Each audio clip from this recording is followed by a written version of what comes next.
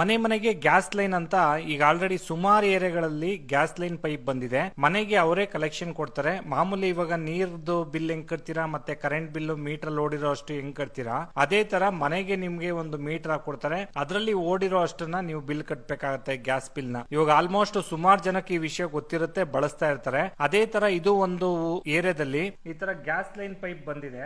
ಆದ್ರೆ ಇಲ್ಲೊಂದು ಜಾಗದಲ್ಲಿ ಆ ಗ್ಯಾಸ್ ಲೈನ್ ಪೈಪ್ ಓಪನ್ ಆಗಿ ಬೆಂಕಿ ಹತ್ಕೊಂಡ್ಬಿಟ್ಟಿದೆ. ಆಫ್ ಮಾಡಕ್ಕೆ ಆಗ್ತಾ ಇಲ್ಲ. ನೋಡಿ, ಮಣ್ಣು ಮರಳು ಎಲ್ಲ ಸುರಿತಿದ್ದಾರೆ, ಆಫ್ ಮಾಡಕ್ಕೆ ಆಗ್ತಾ ಇಲ್ಲ. ಸರ್ಕಾರ ಇದಕ್ಕೆಲ್ಲ ಗಮನ ಹರಿಸಬೇಕು.